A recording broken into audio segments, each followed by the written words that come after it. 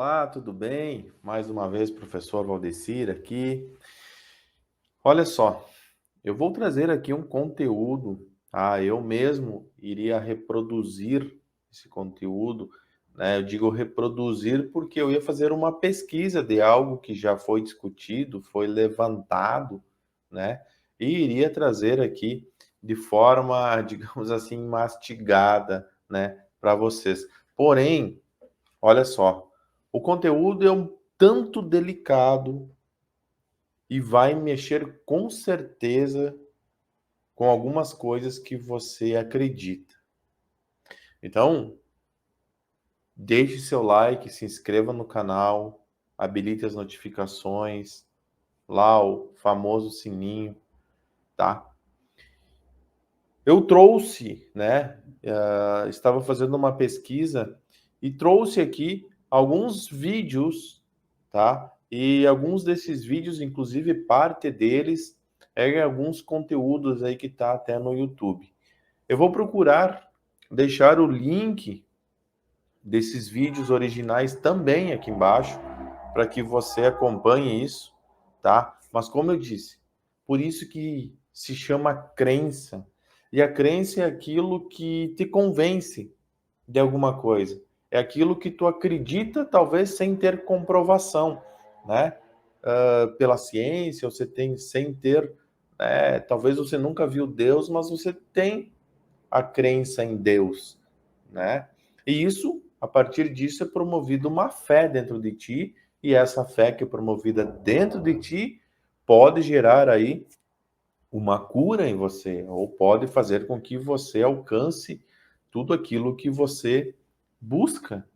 Então, isso é o resultado, né, de uma crença. Por isso que a crença é importante, porque você tem que acreditar em alguma coisa. Senão a fé não vai existir na tua vida. Tá certo? Só que a gente está vendo aí que tem muitas pessoas que se utilizam disso para enganar, para, né, tirar proveito de situações. Comum isso acontecer em igrejas, em, né, religiões aí várias. Não vou citar o nome, fica você responsável por esses julgamentos, tá certo? Só que o que eu vou trazer aqui hoje está relacionado à doutrina espírita, está relacionado à filosofia espírita, como alguns chamam, e até alguns já dizem que é uma religião, tá? Então, muito antigamente, eu vou só fazer um pequeno resumo, muito antigamente, né, existiam muitos fenômenos que hoje já não acontecem mais. E eu vou trazer aqui algumas pessoas falando sobre isso, algumas pessoas documentando isso, que coloca em xeque muitas coisas, inclusive com pessoas conhecidíssimas aí, até do Brasil. E aí, eu não quero dizer que esses vídeos estão certos ou errados, eu só quero trazer para você, para fazer você pensar um pouco sobre isso. Por isso que quando eu digo, acredite em você, tenha fé em você, tá? É importante isso. E às vezes a gente está cego, a gente, né, não ouve os dois lados. Então não quero defender nenhuma coisa nem outra. Estou neutro, apenas trazendo aqui para fazer você pensar e refletir um pouco sobre essa questão. E eu resolvi trazer isso porque eu fiz um vídeo há poucos dias, né, falando sobre a intuição ser um processo mediúnico. E eu quero dizer para você que talvez a intuição é um dos únicos processos mediúnicos que, de fato, você deve considerar. E a intuição é sua, é única, pertence a você. Tá bom? Então, eu vou trazer aqui um conteúdo, espero que você assista, que você goste, tá? E depois eu vou discutir um pouco sobre essas questões aí. Mas vamos lá, eu vou lá liberar aqui para você e entre um e outro aí eu vou fazer alguns comentários. Então, assiste aí, faça bom proveito e preste muita atenção. Nossa história começa em 1850 em Nova York, quando 3 irmãs conhecidas como as Irmãs Fox chamaram a atenção pública com suas sessões espirituais. Elas afirmavam ser capazes de contatar os mortos e produzir fenômenos conhecidos como batimentos ou rappings. A notícia sobre as 3 irmãs logo se espalhou e pessoas vinham de todas as partes do país para presenciar o fenômeno. Foi quando a irmã mais velha, Lee Fox, decidiu transformar a habilidade das irmãs em negócio lucrativo e nomeou-se empresária das meninas. Em pouco tempo, as 3 médiuns atraíram a atenção dos ricos e famosos, viajaram pelos Estados Unidos com suas demonstrações e encorajaram muitas outras pessoas em busca de fama e dinheiro a produzir os mesmos fenômenos. A época era propícia para o negócio. Com mais de 500 mil de mortos na Guerra Civil Americana, muitos tinham um parente ou amigo com quem gostariam de entrar em contato. Logo, o espiritualismo se tornou uma febre, e no final do século XIX, sessões espirituais já tinham se tornado extremamente populares. Nessas sessões, espíritos se manifestavam através de sons, objetos eram atirados ao ar e ectoplasma saía da boca e dos ouvidos dos médiuns. Depois de quase 40 anos dessas demonstrações, Margaret Fox, arrependida com o que elas haviam popularizado, confessou a um jornal de Nova York que tudo não passava de uma fraude. E no dia 21 de outubro de 1888, Margaret e Kate Fox fizeram uma demonstração pública de sua técnica na Academia de Música de Nova York para mais de 2.000 pessoas.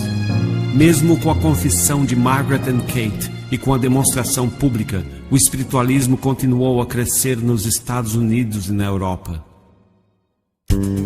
No início do século XX, o espiritismo já florescia na Europa sob a influência da obra de Allan Kardec e de pessoas célebres como Arthur Conan Doyle. No entanto, nos anos 20, Harry Houdini, considerado por muitos o maior mágico de todos os tempos, começou a visitar sessões mediúnicas e desmascarar médiuns de sua época. Houdini viajou os Estados Unidos e a Europa, fazendo demonstrações públicas e explicando como os médiuns se utilizavam de técnicas de mágica e ilusionismo para enganar aqueles que assistiam às sessões, incluindo cientistas e acadêmicos da época. Em 1924, Houdini publicou seu livro sobre o assunto, Um Mágico entre os Espíritos, e nele relatou em detalhes como as fraudes eram criadas pelos médiuns.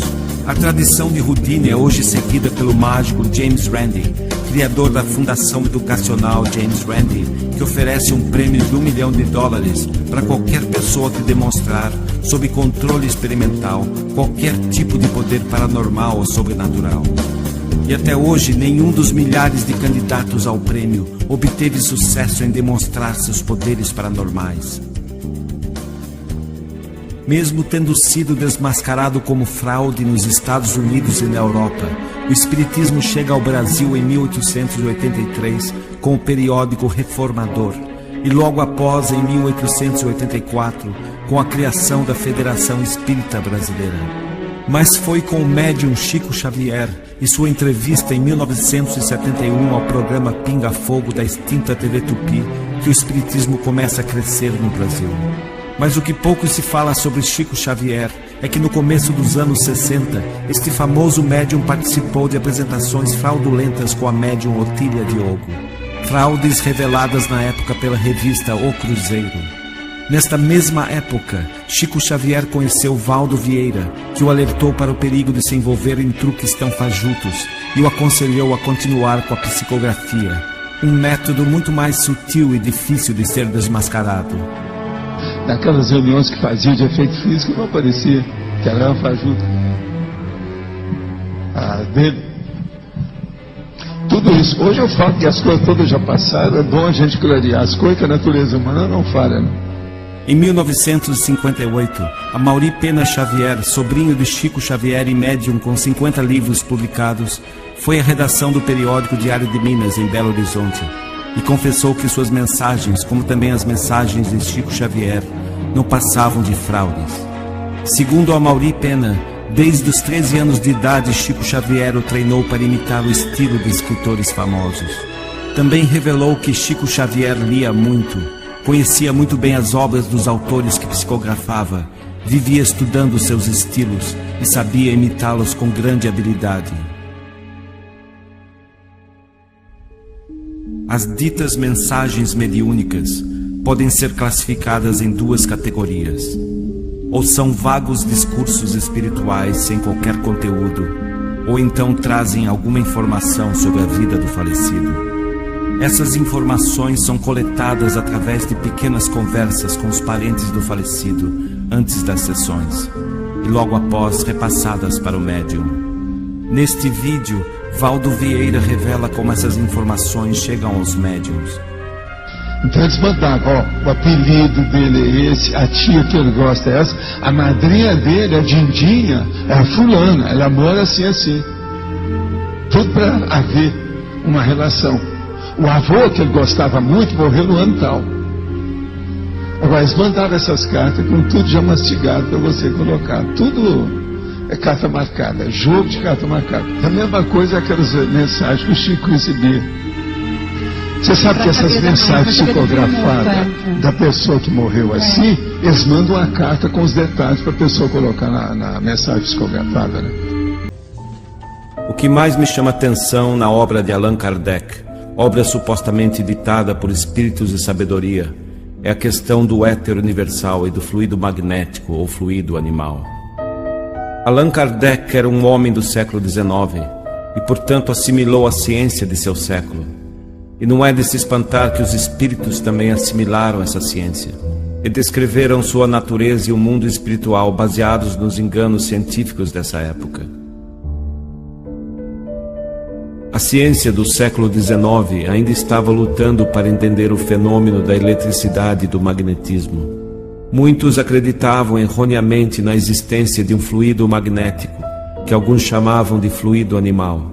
E até mesmo Maxwell postulou a existência do éter luminífero como meio de propagação das ondas eletromagnéticas. A existência do éter luminífero ou éter universal é de especial interesse. Em 1887, 18 anos após a morte de Allan Kardec, um dos mais importantes experimentos da história da ciência foi realizado em Ohio por Albert Michelson e Edward Morley. Esses dois cientistas esperavam medir os efeitos do éter na velocidade da luz em várias direções, mas nada detectaram. Desde então, muitos outros experimentos foram realizados com aparelhagem mais sofisticada e precisa, e o mesmo resultado foi encontrado. O éter universal não existe. Acontece que os espíritos do século XIX afirmavam viver no éter universal, éter que não existe. Se o espiritismo fosse realmente uma revelação, os espíritos teriam nos alertado sobre a inexistência do éter e do fluido magnético. Mas acontece que a tal revelação espírita não vem dos espíritos, vem da cabeça dos médiuns do século XIX, que compreensivelmente acreditavam e confiavam na ciência de seu século. Hoje a doutrina espírita tenta explicar este erro evidente e embaraçoso, tentando nos convencer que o significado das palavras éter e fluido, usado pelos espíritos, não corresponde ao significado usado na física do século XIX. Isto é pura desonestidade intelectual. Os médiuns do século XIX, no intuito de dar ao espiritismo um polimento científico, se aproveitaram de alguns conceitos da física para fundamentar a existência e a natureza do mundo espiritual. Só que esses conceitos foram derrubados pela física moderna. A dona Célia do Carmo, lá no Rio de Janeiro, ela atendia milhares de mães, eu já vi algumas dessas reuniões, a maioria dela perderam os filhos. Todos aqueles casos, mais ou menos, seriam esse caso, que as mulheres ficam querendo receber mensagem, para saber como o filho está. Não é todo caso, mas uma boa parte deles. A mesma coisa é aquelas mensagens que o Chico recebia. Você sabe que essas mensagens psicografadas da pessoa que morreu assim, eles mandam uma carta com os detalhes para a pessoa colocar na mensagem psicografada, né? Tem médico que ainda está recebendo essa mensagem até hoje. Eu nunca recebi uma mensagem assim. Agora, o pior disso é aquilo que eu falo para vocês. A natureza humana não fala. Quando eu deixei o movimento espírita, eles mandaram as cartas dessa para mim, para eu receber mensagem para a pessoa. Eu queimei as cartas, só para não envolver ninguém. Então eles mandavam, ó, o apelido dele é esse, a tia que ele gosta é essa, a madrinha dele, a Dindinha, é a fulana, ela mora assim, assim. Tudo para haver uma relação. O avô, que ele gostava muito, morreu no ano tal. Agora, eles mandavam essas cartas com tudo já mastigado para você colocar. Tudo é carta marcada, jogo de carta marcada. Foi por isso que quando o Souto Maior esteve aí, eu falei com ele, você já viu isso, senhor? Já. Ele já tinha visto. Todo mundo que vai estudar isso acaba vendo, que ele vai encontrar isso aí. E ele até sabe, tem médico, que ele evita, que sabe que tem médico até hoje, que nós estamos recebendo essas coisas e fazendo aí um auê, né? Está em Ibope. Sabe, o processo é o seguinte, faz média com muita gente, etc. Então, a mãe faz média, o médico faz média, o centro espírita faz média, é um monte de coisa. Agora, ó, se você observar, lá em Uberaba, na minha época, o Chico não recebia essas mensagens. Por que eu não recebia? Porque eu falei com ele, olha, se tiver isso, eu caio fora já. Se você aguentar um tempo, eu sigo as coisas para melhorar a sua vida aqui, todo o trabalho. Tinha várias coisas. Outra coisa, você nunca viu daquelas reuniões que fazia de efeito físico, não aparecia, que era uma fajuta. A dele. Tudo isso. Hoje eu falo que as coisas todas já passaram, é bom a gente clarear as coisas que a natureza humana não falha, né? Pois é, né? Já dá para pensar um pouquinho, mas olha só. Tem um comentário, né, já de muito tempo, que diz que a doutrina espírita, ela nasceu em prol, né, é como se fosse um braço, uma vertente, uma corrente, enfim, da maçonaria. Será que isso procede? Vamos dar uma olhadinha aí. Excelentíssima senhora representante do digníssimo prefeito desta cidade, nobres irmãos maçônicos, a maçonaria tem as suas origens mais remotas na história do passado, desde os períodos recuados da Babilônia, da Síria, da Caldeia, na Mesopotâmia. Odiante do pensamento do povo hebreu, a maçonaria, sob outras denominações, vicejou historicamente até haver penetrado nas grandes grutas das margens do Mar Morto, onde se celebravam as memoráveis iniciações, onde o venerável mestre oferecia ao discípulo a oportunidade de ter o encontro com a sua consciência. A iniciação, aquela época simbólica, como ainda hoje, era um desafio aos valores morais e éticos do aprendiz. Abria-lhe horizontes dantes jamais sonhados, para que ele pudesse compreender o sentido, o significado da vida, em que o ser se levantava do chão, após rastejar, atravessava as labaredas de fogo, e caminhar na direção de Ísis, de Osíris, para poder, diante do falo sagrado, perceber a grandiosidade da vida e a finalidade da entrega à criatura humana. Esta ordem sagrada, na tradição de todos os estudiosos da história, vai estabelecer que o universo provém da realidade de um olho que tudo vê. Esta ordem sagrada, da tradição de todos os estudiosos da história, vai estabelecer que o universo provém da realidade de um olho que tudo vê, através de um triângulo, e que pode medir a realidade da vida com a perfeição do compasso. Na sua simbologia grandiosa, para poder vencer a ignorância ancestral e preservar na intimidade das almas esse sentido puro de união, de identidade e de perfeita manifestação do Espírito Divino no imo de cada ser.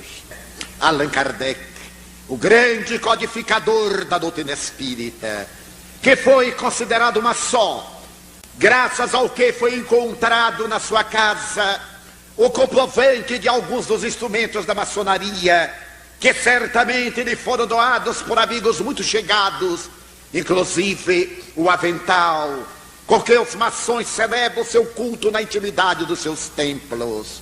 Allan Kardec, o Espiritismo, É uma filosofia de visão otimista. A maçonaria trabalhando os seus discípulos. O espiritismo bebendo da mesma fonte generosa do Evangelho de Jesus. E na mesma revista vocês vão ver o eletroencefalograma de Chico Xavier comentado por pelo menos um médico neurologista.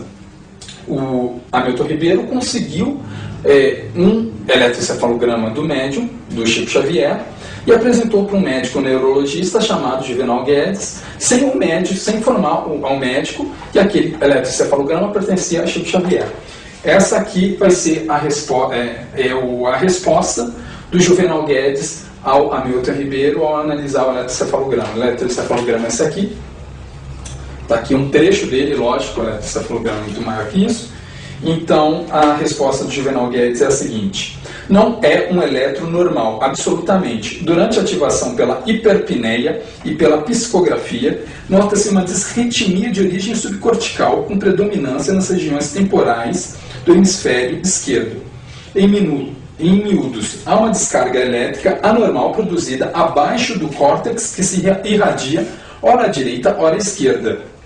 Diante de uma ativação dessa descarga, o paciente pode chegar à convulsão do tipo epilético ou equivalente, entre parênteses, alinhamento, sensação de ausência, automatismo psicomotor, sensação de já visto, de déjà vu, etc. Qualquer afirmação médica, no entanto, precisa ser cotejada com a história clínica do paciente. E a gente sabe que a história clínica de Chico Xavier é de ver e ouvir coisas mesmo. Então a gente tem uma opinião da medicina que mostra como um probleminha no funcionamento do cérebro de Chico Xavier pode ter feito com que ele tivesse aquele automatismo psicomotor sem ter uma noção da realidade. Ou seja, como o Chico Xavier tinha uma noção diferente da realidade da nossa, a gente não pode dar tanto crédito ao que ele via ou ao que ele ouvia.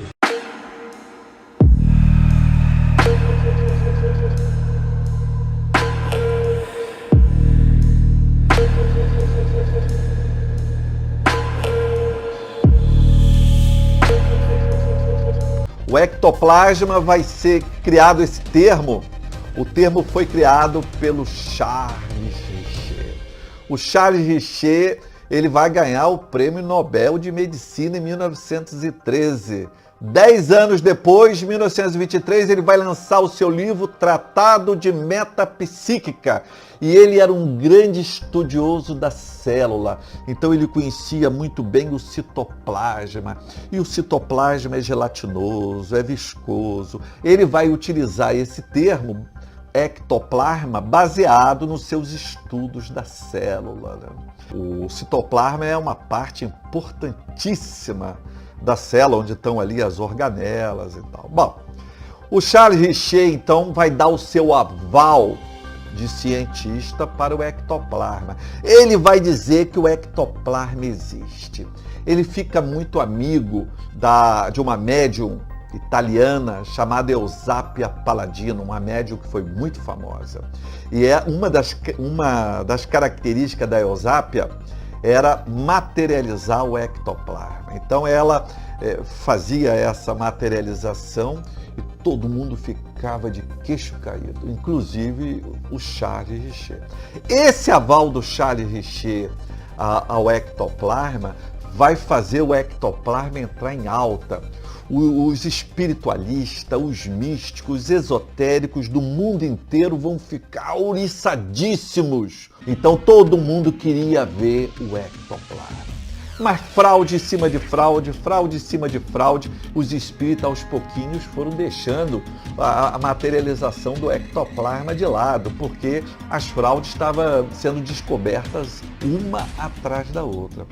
Os espiritualistas e espíritas, hoje eles dizem o seguinte: nós deixamos de materializar o ectoplasma porque não precisa mais, já está provado que o outro mundo existe, que os espíritos estão aí, então não precisa mais materializar coisa nenhuma. Agora basta apenas a psicofonia, vamos falar e vamos escrever. A única manifestação espiritual que vamos ter, a manifestação dos espíritos, serão essas. Acabou o negócio de ectoplasma. ectoplasma não tem mais. Antes de mais nada, só quero fazer um comentário. Você sabia que existe um livro? Eu vou deixar esse livro aí para você dar uma olhadinha. Os 13 passos para o mentalismo, né? O do mentalismo. Inclusive, esse aqui está em espanhol. Esse livro, ele relata em algumas de suas páginas, tá? Vou mostrar aí para você ver também, tá? Ele traz aí o passo a passo para você, na sua casa, reproduzir ou então o fenômeno do ectoplasma. E aí, será que isso procede? Será que você reproduzir isso realmente acontece ou não? Vou dar uma dica. O tecido que eles usavam chama-se chiffon. É uma espécie de tecido que vai reproduzir exatamente isso. Mas teste aí você. E desde já, né, já que trouxe esse assunto para você, fazer você pensar um pouquinho diferente, Processos Mediúnicos, um curso incrível que eu estou trazendo, tá, para São Paulo, e não só para São Paulo, vamos levar esse curso aí para as unidades do Instituto Paté, para o Brasil e para fora do Brasil também, onde nós vamos desenvolver o que de fato, né, é importante. A sua intuição, que ela só serve para você, não serve para você ver o vizinho, ver ciclano, beltrano, é você, tá certo? Se você quer desenvolver a sua intuição, o seu dom que pertence somente a você, e enxergar a sua vida, e dirigir a sua vida, e ter as percepções da sua vida, e que ninguém precisa prever nada da sua vida. Se alguém tiver que prever alguma coisa da sua vida, é você. Fique aí atento ao calendário, entre nas nossas mídias, nossas redes sociais e acompanhe de perto aonde estivermos levando, que não é somente um curso, é uma experiência, aonde você vai passar por experiências e a partir disso, você acredite, você se convença ou não do que acontecer com você. Nos vemos no curso, nos vemos nas imersões e com certeza é uma transformação de vida. Abraço a todos e até lá.